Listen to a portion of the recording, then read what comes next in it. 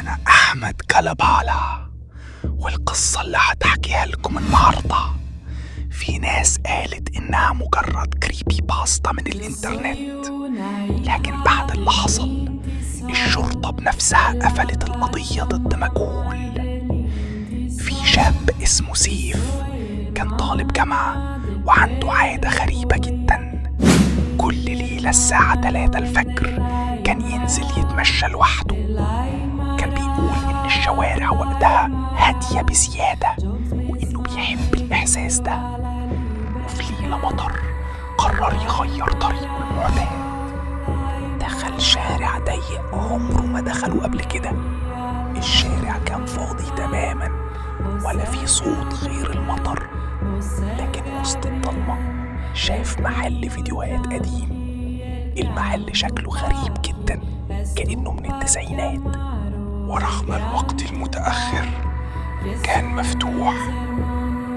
سيف استغرب، قرب من الواجهة ولقى كل الأفلام اللي جوه قديمة ومخبرة، لكن كان في شريط VHS واحد جديد ونضيف وعليه ورقة مكتوب فيها بخط أحمر: ممنوع المشاهدة بعد 3. سيف ضحك وقال أكيد حركة تسويق. دخل المحل، لكن الغريب إن ما كانش فيه أي حد. فضل ينادي يا حاج، مفيش رد، فقرر ياخد الشريط ويمشي.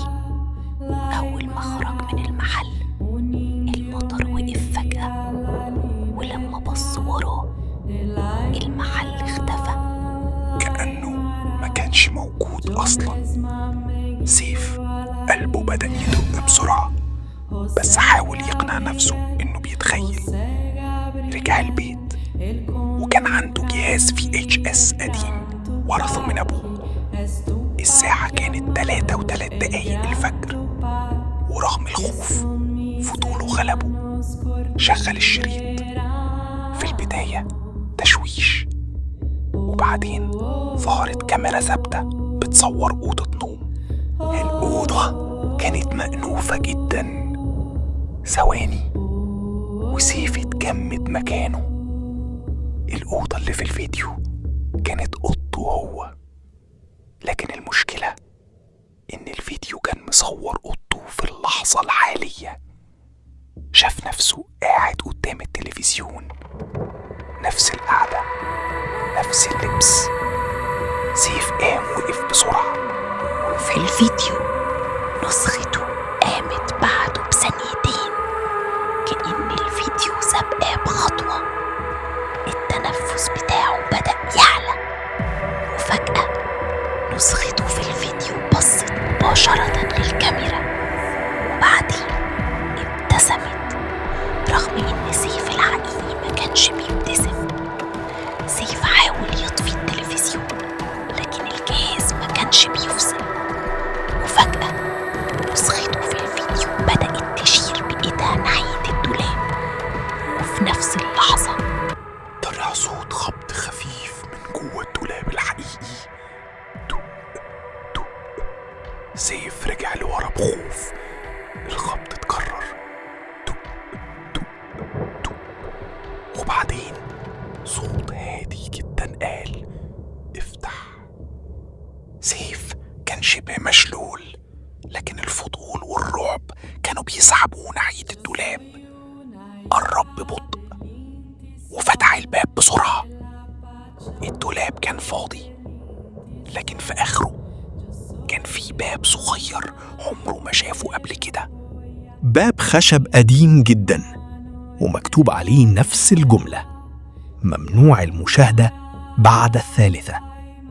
في اللحظة دي التلفزيون وراه بدأ يصوت بشدة. لف بسرعة ولقى نسخته في الفيديو اختفت، والكاميرا بقت بتصور باب أوضته، باب الأوضة الحقيقي. وساعتها بدأ مقبض الباب يتحرك ببطء. حد كان بيحاول يدخل. سيف جري وقفل الباب بالمفتاح، لكن الصوت وقف. ثواني من الصمت وبعدين وصلوا صوت من وراه. هو دخل فعلا. سيف لف ببطء واتصدم. نسخته التانية كانت واقفة جوه الأوضة، لكن شكلها كان مرعب.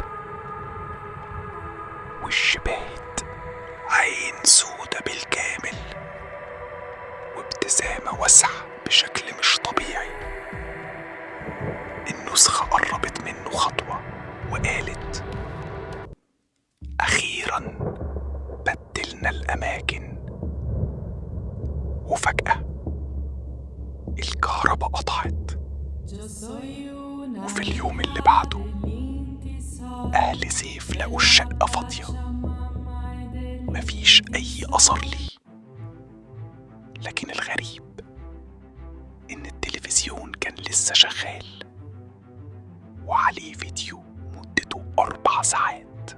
الفيديو كان بيصور أوضة ضلمة، وفي الركن كان سيف الحقيقي قاعد بيخبط على الشاشة وبيصرخ بدون صوت كأنه محبوس جوه الفيديو.